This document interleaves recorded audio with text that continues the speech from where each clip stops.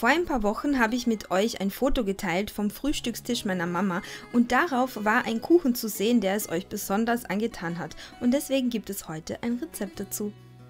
Dafür brauchen wir einen einfachen klassischen Mürbeteig und wie immer natürlich weiche Butter, etwas Vanillepulver, Puderzucker und Eigelbe. Diese Zutaten kurz per Hand oder mit dem Handrührgerät vermischen und es folgen auch schon die trockenen Zutaten und zwar das Mehl und Backpulver.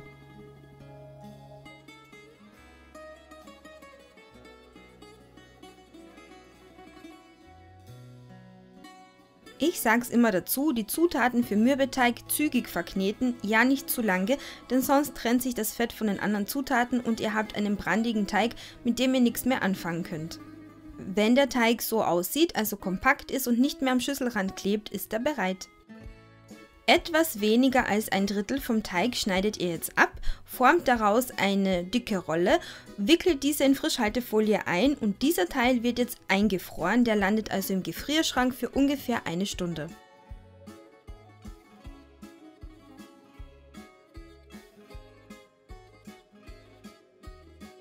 Den übrigen Teig legt ihr auf ein größeres Stück Frischhaltefolie, drückt ihn schön flach und formt daraus am besten schon mal eine Platte, entweder ein Quadrat oder Rechteck, auf jeden Fall etwas, das wir später noch gebrauchen können, wie ihr gleich sehen werdet. Diese Teigplatte gebt ihr jetzt in den Kühlschrank für 30 bis 45 Minuten, nicht viel länger, denn wir wollen keinen brüchigen Teig wie für Plätzchen, sondern wir wollen, dass der Teig auskühlt, aber noch halbwegs elastisch bleibt, damit wir ihn schön ausrollen können. Danach zeichne ich mir auf einem Stück Backpapier ein Rechteck vor mit 20 x 30 cm Größe, drehe das Blatt Backpapier um, lege den Teig darauf, der leicht gekühlt ist und jetzt wird er auf die Größe des Rechtecks ausgerollt.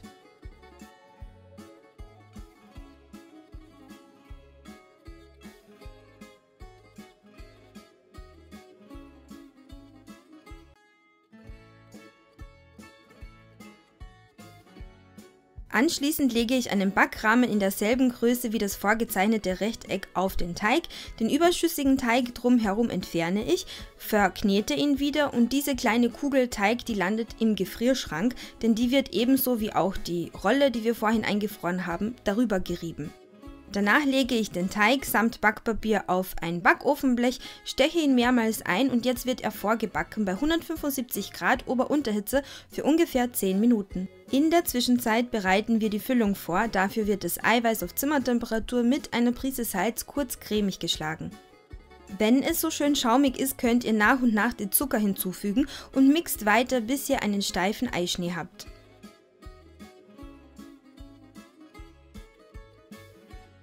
Es folgt der Povidel bzw. Pflaumenmus, alternativ könnt ihr natürlich auch andere Marmeladesorten verwenden und die Nüsse.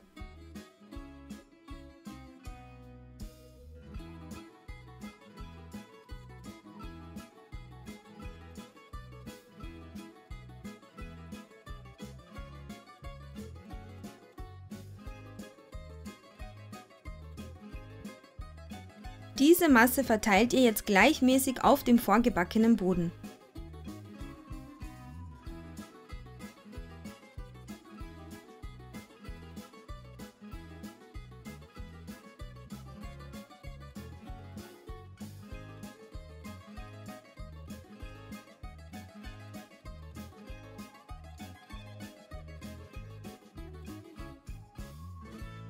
Jetzt nehmt ihr die gefrorenen Teigstücke aus dem Gefrierschrank heraus und reibt sie auf der etwas gröberen Seite der Reibe klein.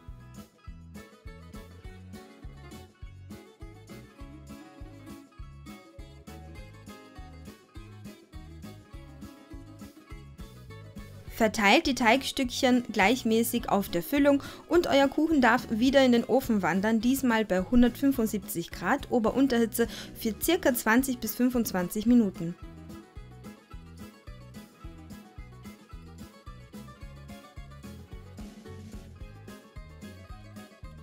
Wenn er fertig ist, hat er so einen goldgelben Rand, aber ansonsten ist er eher hell. Also er sollte nicht zu dunkel sein, denn das ist ein Anzeichen dafür, dass er schon relativ trocken ist. Nehmt ihn aus dem Ofen und lasst ihn circa 10 Minuten auskühlen. Dann könnt ihr vorsichtig den Rahmen vom Kuchen trennen mit einem Messer.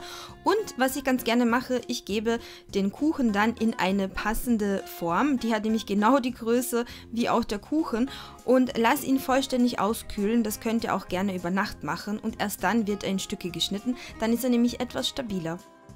Ich schneide den Kuchen in kleine, feine Rechtecke. Dafür verwende ich einfach mein Lineal. Also die Streifen, die ich hier schneide, haben genau die Breite meines Lineals.